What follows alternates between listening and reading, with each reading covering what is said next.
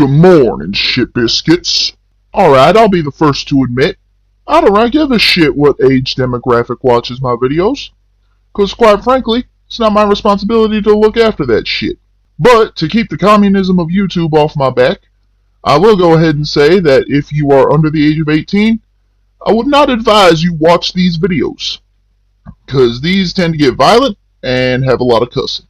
Again, I personally don't give a fuck. But at the same time, I'm not about to leave myself open for an attack. So, 18 or older, you're cool. Under that, I wouldn't recommend it.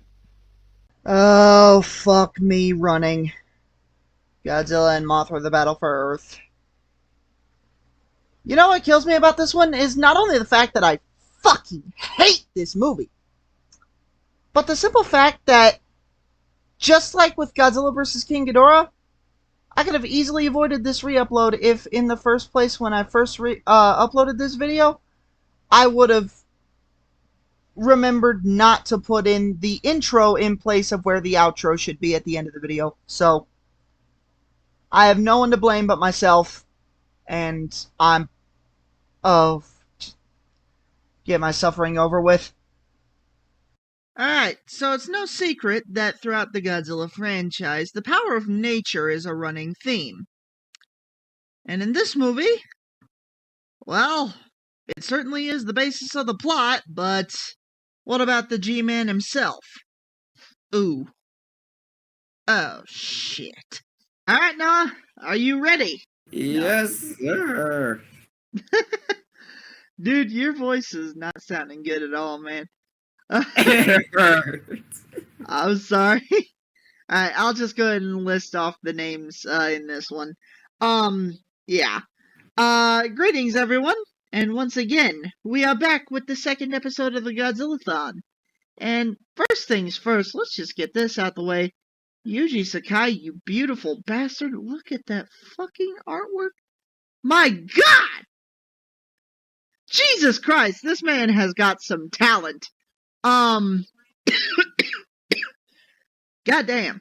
I mean, just never change, bro. Never change. Alright, so yeah, here's the thing.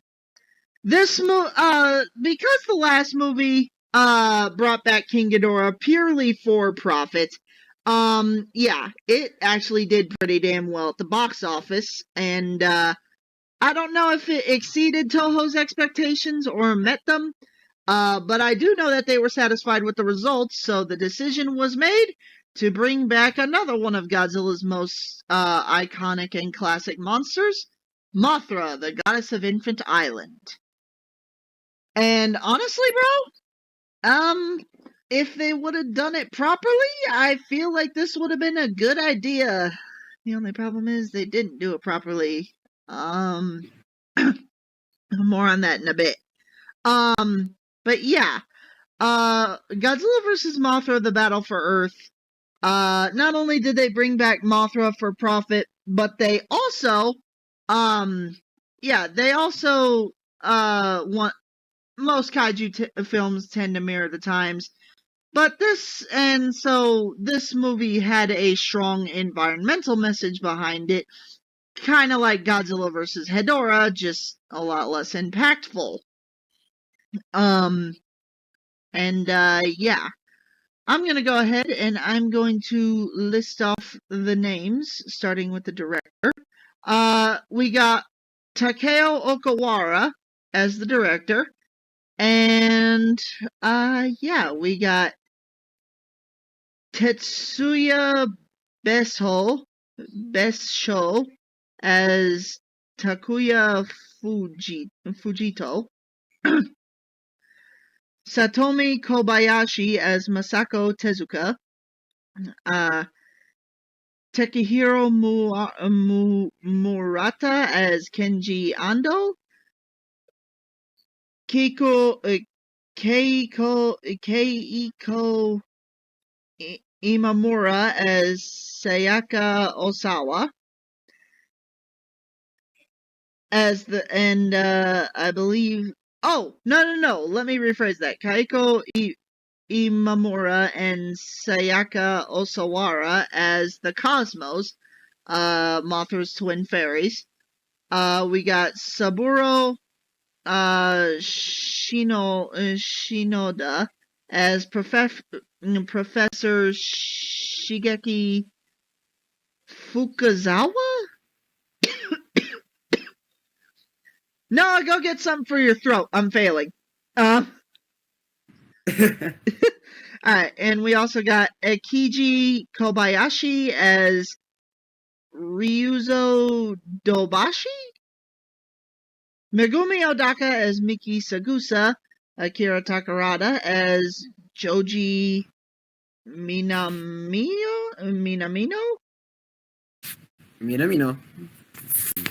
Makoto Otake as Takeshi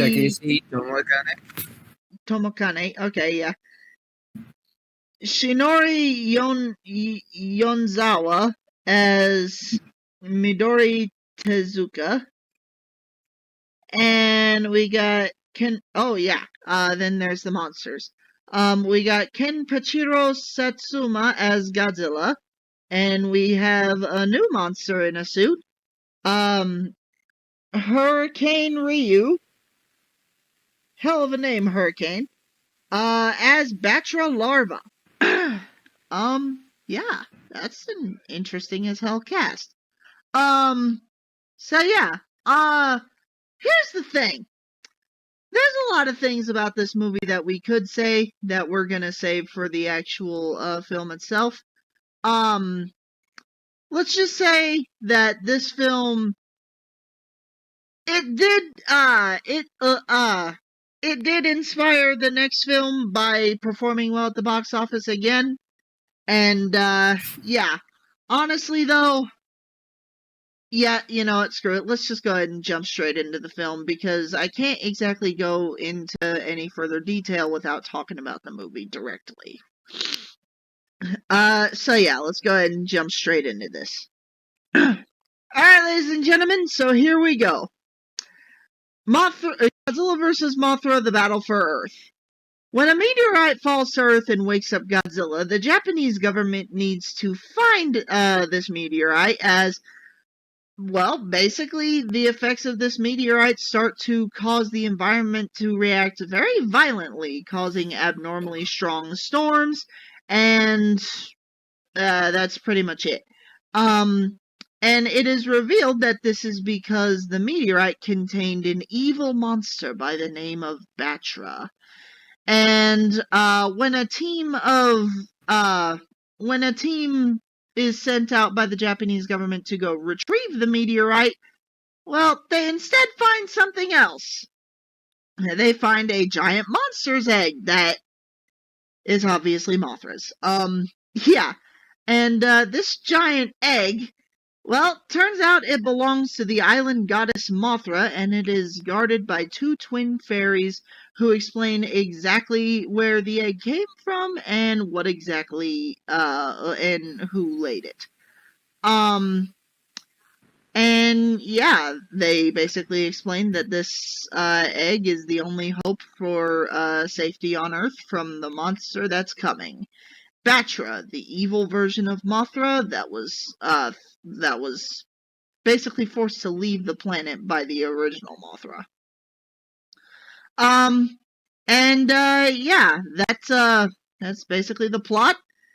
As Godzilla is thrown into the mix for literally no reason, which we'll discuss later.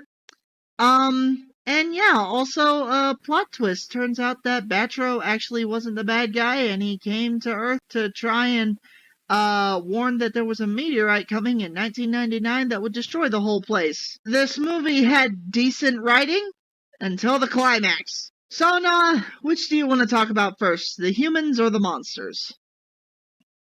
Let's get the humans, since in my eyes, this time they're not as interesting as they were in versus Ghidorah. Oh, not nearly. Yeah. Okay, here's the deal with the humans. The easiest way to sum up the human action in this film: great value Indiana Jones. I'm not even kidding. yeah, the human aspect of this film, it's a mixed package. It's not bad, but it's far from good. First of all, our lead character, our lead character, Takuya, yeah, he's basically the Japanese equivalent to Indiana Jones, except most of the shit that he goes around and finds, he does so illegally, so, yeah, why the hell he's trying to make money off the grid without, like, in an area where you can only really make money by selling these things in areas that would be frequented by police is beyond me, but, you know, what the hell ever. And, yeah, seeing as how this is a Mothra movie, obviously they gotta take, cues from the original Mothra film, and, yeah, they take the Mothra twin fairies and take them back to, the, mainland, forcing Mothra to attack Tokyo. Jesus Christ, you would learn by now. You would think these people would learn by now that if you have something that a monster values, don't take it to a densely populated human center. And then there's also, there's also the fact that there are just some characters in this film who literally exist for nothing more than to progress the plot. For example, there's one character that's just, his literal only purpose is to just be there to give our characters a ride on a boat because somehow he knows how to row, and then scream at his boss because he lost his marbles at the end of the film. I don't even remember his name. He's that forgettable, and he's that boring of a character. You know, personally, I wouldn't take that level of disrespect.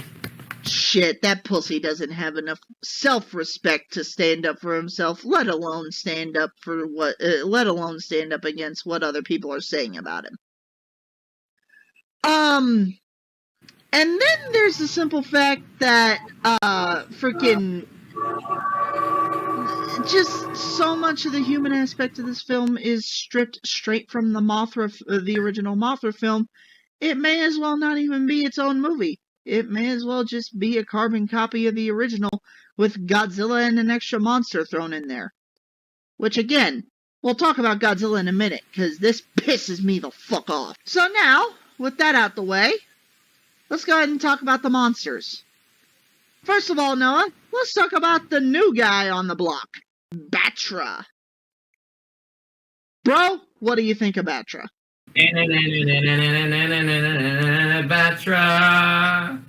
Batra. Okay. I understand why you're making that joke, yes. You knew it was coming. I knew.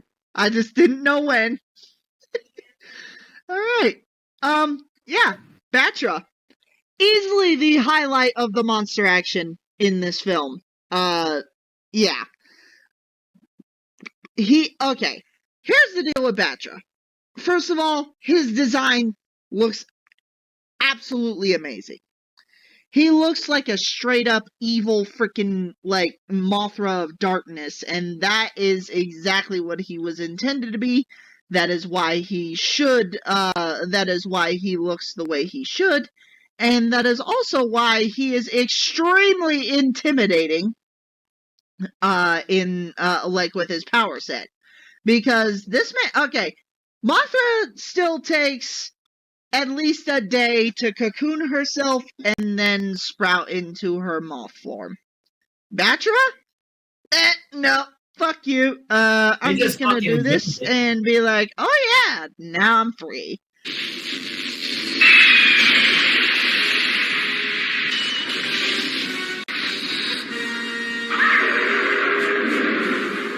And shit, does that look demonic and awesome as hell. And, yeah, Batra's power set is actually really damn good for fighting in combat. It's like he was specifically designed to fight Mothra, not just to be an evil version of her. And that's also why the plot twist at the end really infuriates me, because it's not even a plot twist, it's just lazy writing. And speaking of lazy, let's talk about Mothra. Her larval form looks good. Her larval form looks fine. There's nothing wrong with it. It's awesome. Her adult form. Noah, do you want to take it from here? Well, I don't really know what to say except, God fucking damn, she's fluffy as hell. Yeah, Alright. Let's just swallow this damn pill. Mothra looks ugly as shit. At least in the original films, despite the fact that they didn't really have the access to the tech and the shit that they had in the 90s, it still looked better than this. Mothra looks like a fluffy freaking statue that can move her wings, and she just flaps around, and that's probably the reason why they gave her antenna lasers, was because they couldn't properly utilize her physical form to make it actually look like she's a good fighter. And honestly, considering what came before, it's just disappointing that they couldn't have done a better job with the Mothra model. It really is. And honestly, it just sucks, because Mothra honestly deserved better. She did, but she didn't get it. Now, Noah, do you want to talk about Godzilla, or do you want me to? Because I'm telling you right now, it fucking infuriates me how they treat Godzilla in this film.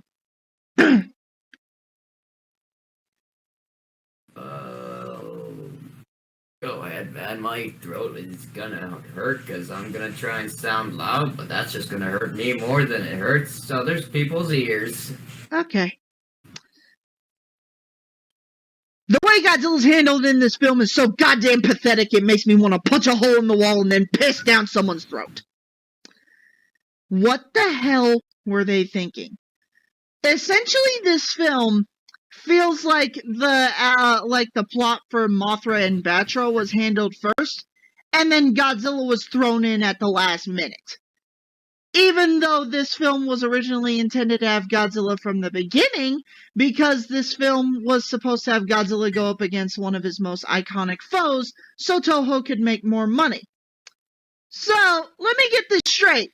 One of the two main selling points of your movie, you didn't even bother trying to make seem interesting or compelling? Fucking excuse you, Toho? God damn, what did they do? What did they do to my boy? First of all, his design. His design looks fine. He's still Heisei. He's awesome. And he's absolutely kick-ass. Plus, it looks like he has been lifting a little bit and working out, because he does seem a little bit more buff than he was in the last movie. But then there's the way they handled his character in the film. What character? He's basically like I said in the human section, there are some characters specifically designed to do nothing but progress the plot. And the King of the Monsters should not be used as a goddamn plot device. That's literally the only time Godzilla's ever even relevant in this movie, is when he shows up to progress the plot and to be the surprise big, enemy that Mothra and Batra have to team up to take down, because, once again, lazy writing dictated that Batra wasn't actually the villain, he was secretly the good guy all along, and his noble sacrifice at the hands of Godzilla will somehow echo across the universe with hope. Honestly, I said it before, and I'll say it again. Just like in Godzilla vs. the Sea Monster or Ebirah Horror of the Deep, this movie probably would have been better if Godzilla was not in it. And I absolutely hate saying that shit, because Godzilla is my fucking hero. and I absolutely hate it when I see him get disrespected. I don't even care that he lost in the movie. I don't even care about that shit, because that's basically how he started turning into a good guy in the last series, was when he lost a fight to Mothra. But just the simple fact that Godzilla is basically, like, you could literally remove all of Godzilla's scenes in this movie and still have a fully functioning plot. That's just insulting, and it's a goddamn travesty. No, I went on a mini rant, didn't I? A bit, yeah. Well, I mean, like I said, I don't like it when my boy gets disrespected. I really don't. So yeah. No, who would you recommend this film to, audience-wise? Probably children, because honestly, they'll just say, like, "Oh, Mothra, fluffy kaiju, fluffy monster." Yeah. I don't honestly know, dude. This is the first time I'm genuinely at a loss for words as to who to recommend this film to. I definitely would not recommend this film to hardcore Godzilla fans unless you are an extremely hardcore Godzilla fan and you must own all of the DVDs in order to complete your collection. But honestly, dude, if I were to select like fan bases that would like genuinely enjoy this movie, I'm gonna have to say freaking for the first time in a Heisei film, I'd have to genuinely say children. Because, I mean, it seems to me as though children are the only sort of people who would enjoy this movie. Unless, of course, they're, like, super hyped up Mothra fans who just really don't like Godzilla.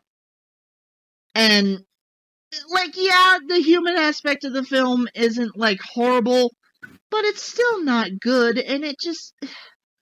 With the quality of the last film and the quality of the next film coming up, it just feels like they could have done so much more with this movie, but for the sake of time and money, they just decided, fuck it, let's just throw it out the window. So yeah, that was Godzilla and Mothra, The Battle for Earth. Should have just been a Mothra movie.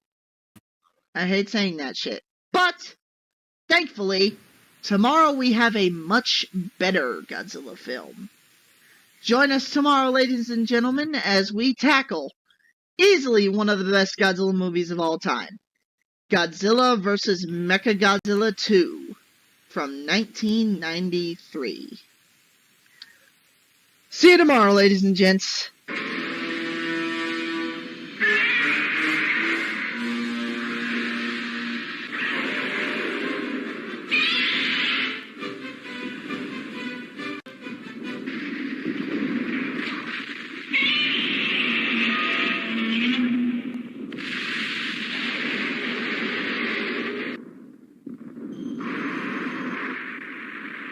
Hello again, ladies and gentlemen.